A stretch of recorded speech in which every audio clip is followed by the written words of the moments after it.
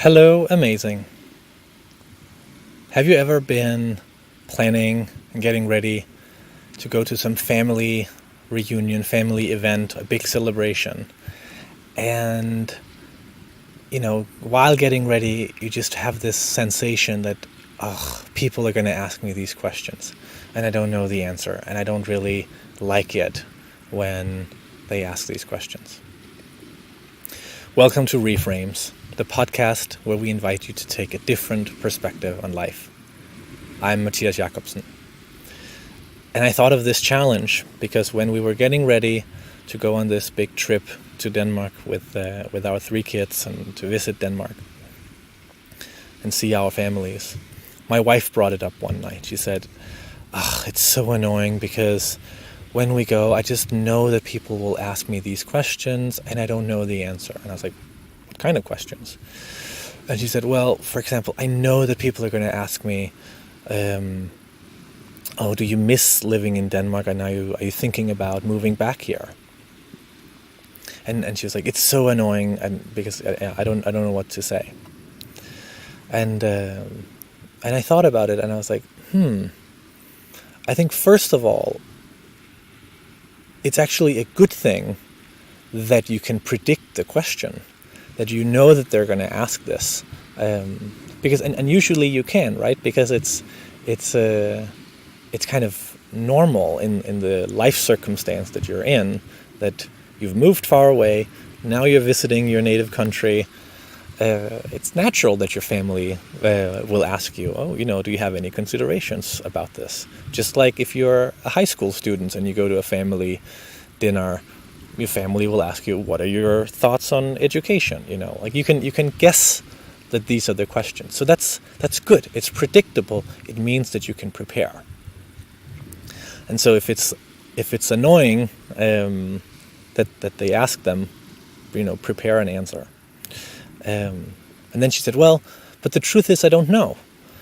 And maybe that's the truth, but that doesn't make for good conversation. And I think what you need in this situation is more than just an answer.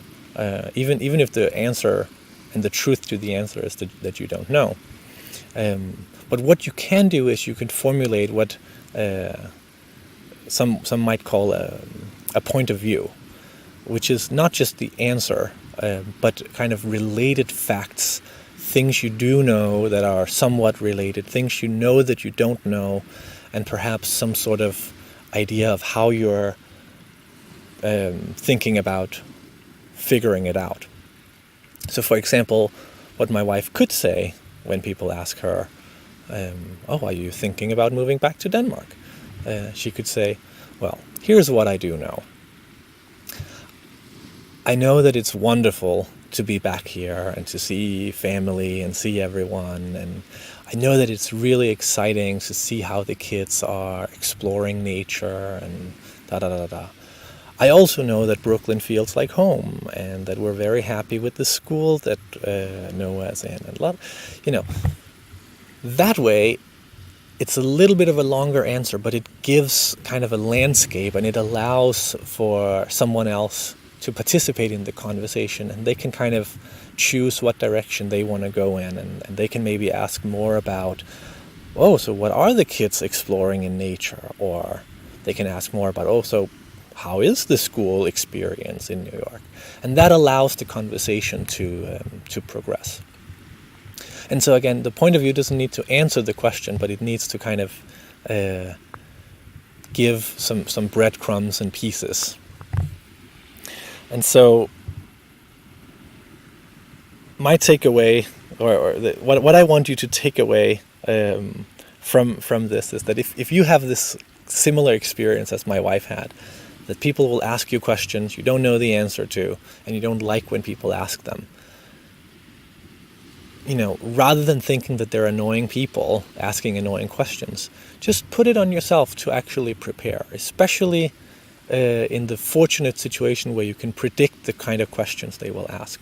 First, just write down the questions that you think they will ask, and then for each question, spend a few minutes just formulating a loose point of view.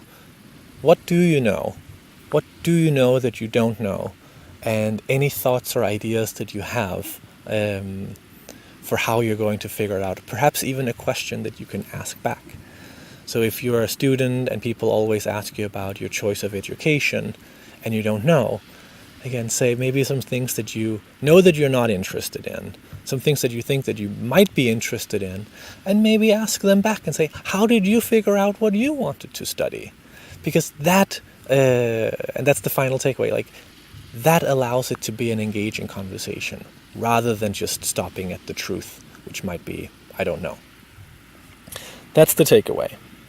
So thank you for listening to Reframes, the podcast where we invite you to take a different perspective on life. This podcast is produced in collaboration with Nikish Mikis.